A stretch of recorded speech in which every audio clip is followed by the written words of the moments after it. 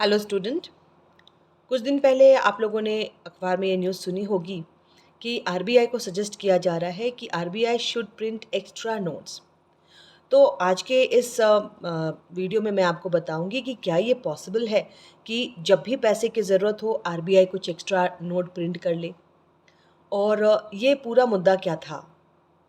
RBI was advised to print 3 lakh crore extra cash and giving it to government, which government can spend in the economy to increase the purchasing power of the poor people, and this will help the economy to grow. तो student इसमें दो तीन चीज़ें आ जाती हैं। सबसे पहली बात तो ये आती है कि क्या आरबीआई जब चाहे जितने भी चाहे नोट छाप सकता है। दूसरी बात ये आ जाती है कि जो ये बात कही जा रही थी एक्स्ट्रा नोट छापने की, तो क्या ये पॉसिबल है। वो कौन सा आधार है जिस आधार पर आरबीआई नए नोट प्रिंट कर सकता है, राइट। और इसके अलावा भी मैं आप लोगों को ये बताऊंगी कि ये जो एडवाइस की जा रही थी एक्स्ट्रा नोट प्रिंट करने की, इससे हमारी इकोनॉमी पर क्या इफ़ेक्ट पड़ता है। तो चलिए इसको हम स्टार्ट करते हैं। तो सबसे पहले मैं आपको ये बताना चाहूँगी स्टूडेंट कि ये जो प्रैक्टिस है नए नोट छापने की, ये प्रैक्टिस नई नहीं है। इस प्रैक्टिस के लिए 1997 में एक एग्रीमेंट आरबीआई और गवर्नमेंट ऑफ इंडिया के बीच में हो चुकी थी, राइट। लेकिन एफआरबीएम जिसको हम कहते हैं fiscal responsibility and budgetary management act, तो एफआरबीएम एक्ट 2003 ने भी इसको अलाउ किया था कि गवर्नमेंट आरबीआई से बोरो कर सकता है इन एक्सेप्शनल केसेस। तो वो एक्सेप्शनल केसेस क्या हो सकते हैं जो इकोनॉमी के लिए बहुत ही ज़रूरी हैं। जैसे अभी कोविड-19 से लड़ने के लिए गवर्नमेंट को कैश की ज़रूरत है, तो this is also an exceptional case.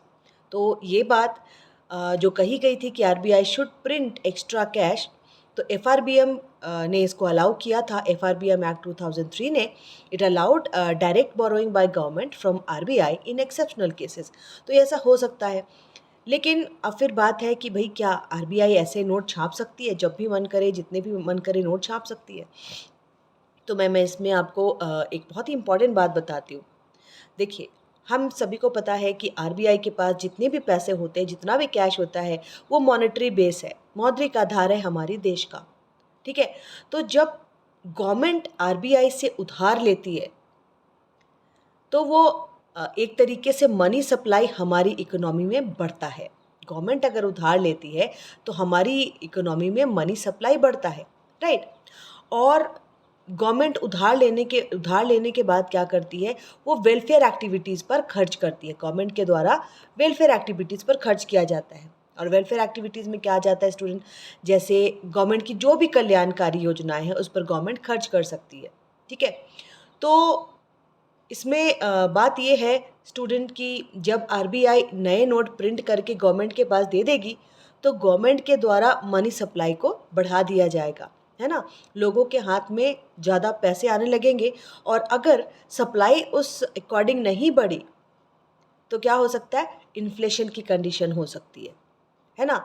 तो आरबीआई के लिए ये जो आरबीआई नए नोट प्रिंट करती है, ये आरबीआई के लिए लाइबिलिटी है ना। हमें पता है आरबीआई के लिए लाइबिलिटी है। आरबीआई जितने नोट छापेगी उतना ही इक्विवेलेंट उसको सिक्योरिटी रखनी ज़रूरी है ना। तो आरबीआई जो नोट छाप करके गवर्नमेंट को देगी, that will be liability for RBI. उसके लिए एक तरह की देयता है, जवाबदेही है। लेकिन वो जितना नोट छाप करके सरकार को देगी, सरकार की तरफ से उतने ही मूल्य का आरबीआई को सिक्योरिटी या फिर बॉन्ड इशू होगा। तो जो सरकार सिक्योरिटी या बॉन्ड आरबीआई को देगी, वो आरबीआई के लिए क्या हो जाएगा स्टूडेंट, वो आरबीआई के लिए एसेट हो जाएगा, है ना। तो asset is equal to liability हो गया, बैलेंस शीट हमारा बराबर। तो आरबीआई ये काम कर सकती है। और जो हम मौद्रिक आधार कहते हैं, मौद्रिक आधार देखो, आरबीआई को नोट छापने के लिए 200 करोड़ रुपए रिजर्व रखना पड़ता है ना। 200 में से 115 करोड़ जो है सोने के रूप में और शेष विदेशी मुद्रा के रूप में उनको रिजर्व रखना पड़ता है। तो यहाँ पर जब सरकार एक्स्ट्रा नोट छापने के लिए कहती है, तो सरकार को भी उसके इक्विवेलेंट आरबीआई को उतना बॉन्ड या सिक्योरिटी देनी पड़ती है। तो आरबीआई को कोई लॉस तो है नहीं। है ना। आरबीआई के पास जितनी लायबिलिटी आरबीआई पे होगी, जैसे 3 लाख करोड़ की बात की जा रही थी, तो 3 लाख करोड़ का बॉन्ड या सिक्योरिटी सरकार के द्वारा आरबीआई को दे दी जाती, तो ये आरबीआई के लिए एसेट हो जाता, एसेट लिक्विडिटी बराबर। अब देखो स्टूडेंट, इसमें एक बात और भी है, हमारे बहुत सारे इकोनॉमिस्ट ने इस चीज़ को फेवर नहीं किया है शुरू से। इसलिए नहीं फेवर किया है क्योंकि देखिए, आरबीआई के द्वारा आरबीआई क्या है, रेगुलेटर है हमारी इकोनॉमी की। अगर आरबीआई को लगता है कि इकोनॉमी में मनी सप्लाई को बढ़ाने की ज़रूरत है, तभी आरबीआई मनी सप्लाई बढ़ाएगा, है ना। आरबीआई मनी सप्लाई कब बढ़ाएगा, जब उसको लगेगा कि मार्केट में लिक्विडिटी क्रंच है, पैसे की कमी है, राइट। तो भी आरबीआई मनी सप्लाई को बढ़ाना चाहेगा और मनी सप्लाई बढ़ाने के लिए अपनी एक्सपेंशनरी मॉनेटरी पॉलिसी को यूज़ करेगा, विस्तारवादी मौद्रिक नीति लाएगा, सारे रेट्स को घटा करके मुद्रा का प्रसार आरबीआई के द्वारा किया जाएगा, ठीक है। लेकिन जब आरबीआई को ये लगे कि मार्केट में पैसे नहीं हैं, तभी आरबीआई ये काम कर सकती है या करना चाहेगी। लेकिन अभी की स्थिति अगर आप देखो तो इस टाइम हमारे मार्केट में मनी सप्लाई की कमी नहीं है, क्योंकि आरबीआई के द्वारा पहले भी बहुत सारी पॉलिसीज लाई जा चुकी है। लॉन्ग टर्म रेपो ऑपरेशन ये इसी का एक भाग था, इस पर मैंने आपको पिछले वीडियो में बताया था what is long term repo operation. Long term repo operation में रेपो रेट पर ही आरबीआई के द्वारा लंबे समय तक के लिए लोन लिया जा सकता है बैंकों के द्वारा। तो ये आरबीआई के द्वारा क्यों लाया गया था, मनी सप्लाई को बढ़ाने के लिए, राइट। तो ये जब ज़रूरी होता है तभी करना चाहिए। अभी अगर आरबीआई नोट छापेगी उसकी ज़रूरत नहीं है, क्योंकि ऑलरेडी आरबीआई ने मार्केट में उतना मनी फ्लोट किया हुआ है ना। लॉन्ग टर्म रेपो ऑपरेशन के अंतर्गत जितने भी बैंक्स हैं सभी के पास आरबीआई के द्वारा मनी सप्लाई बढ़ाने में मदद की गई है। तो जब मार्केट में मनी सप्लाई कम होती है तब ये अगर आरबीआई को कहा जाए कि आप एक्स्ट्रा कैश छाप करके गवर्नमेंट को दीजिए तो वो काम करेगी, राइट। लेकिन जब जैसे कि अभी मैंने आपको बताया मनी सप्लाई को बढ़ाने के और भी तरीके आरबीआई के द्वारा यूज़ कर लिए गए हैं, तो उस वक्त एक्स्ट्रा नोट छाप करके मार्केट में डालने से इन्फ्लेशन की स्थिति और बढ़ सकती है। तो इसलिए एक्स्ट्रा नोट छापने का ये जो डिसीज़न लिया जा रहा था इसको रोक करके रखा गया, है ना। दूसरी बात स्टूडेंट, इसको मैं कहूँगी कि जब भी गवर्नमेंट को अपने बजट घाटे को पूरा करना होता है, गवर्नमेंट इस तरीके की मोनेटाइजेशन की बात कह सकती है ना। तो एक तरीके से आरबीआई को इन सब कामों के लिए यूज़ नहीं करना चाहिए। मोनेटाइजेशन जब ज़रूरी है तब आरबीआई अपने अपने अकॉर्डिंग तो काम करती है, लेकिन मोनेटाइजेशन के लिए बेसमय कैश प्रिंट करवाना गलत होगा। क्योंकि देखो मोनेटाइजेशन क्या होता है, अर्थव्यवस्था का मौद्रीकरण, है ना। जैसे एक बार डीमोनेटाइजेशन हुआ था, ये उसका उल्टा है मोनेटाइजेशन।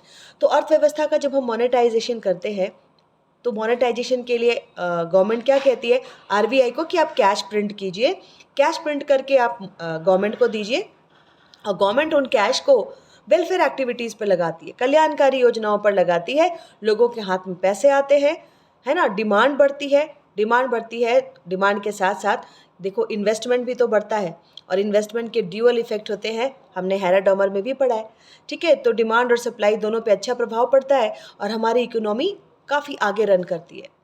लेकिन क्या अभी स्थिति ऐसी है, क्योंकि आरबीआई के द्वारा पिछले 5-6 महीने से ये कोशिश लगातार की जा रही है अपने विभिन्न मौद्रिक नीति के उपकरणों के द्वारा।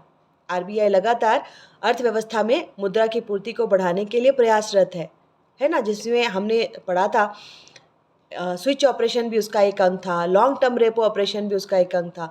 तो फिर इस समय एक्स्ट्रा कैश प्रिंट करने की ज़रूरत नहीं है ना। एक्स्ट्रा कैश प्रिंट करके अगर आरबीआई गवर्नमेंट को देती है तो जैसे ही गवर्नमेंट के पास पैसा आएगा ये मनी सप्लाई को क्रिएट कर देगा, मनी सप्लाई को बढ़ा देगा, और मनी सप्लाई अगर बढ़ गई तो फिर इन्फ्लेशन की प्रॉब्लम जो है वो और ज़्यादा हो सकती है। और अभी हमने 2-3 दिन पहले देखा था कि हमारे यहाँ जो इन्फ्लेशन है बहुत ही ज़्यादा, जितना टारगेट रखा गया था इन्फ्लेशन को रोक के रखने का, उससे ज़्यादा इन्फ्लेशन हमारा बढ़ता चला जा रहा है। तो देखो ये आइडिया तो बढ़िया है, it's a good idea to provide cash to poor to support them, लेकिन स्टूडेंट इकोनॉमी को बैलेंस करके रखना भी बहुत ज़रूरी होता है।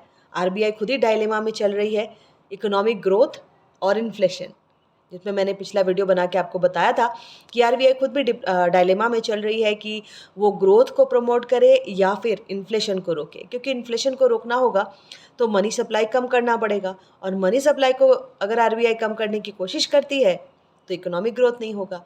तो एक तरीके से ये जो कैश प्रिंट कराने का आइडिया था, it's a good idea to provide cash to the poor, right, and because of their livelihood. लेकिन स्टूडेंट अब इस बात में हम एस्पेक्ट और भी देखते हैं कि अगर महंगाई बढ़ती है तो वो भी जो पुअर पीपल हैं उन पर बहुत ही बुरे तरीके से उनको प्रभावित करती है।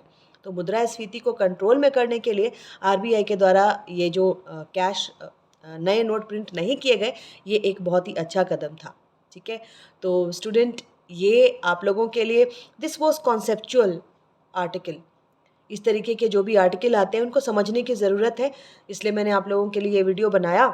और खासकर देखो अभी यूपीएससी का डेट अनाउंस हुआ है ना, तो खासकर जो यूपीएससी देने जा रहे हैं उनके लिए बहुत ज़रूरी है, और जो इकोनॉमिक्स जिनका अपना सब्जेक्ट है उनको ऐसे एनालिसिस की ज़रूरत पड़ती है।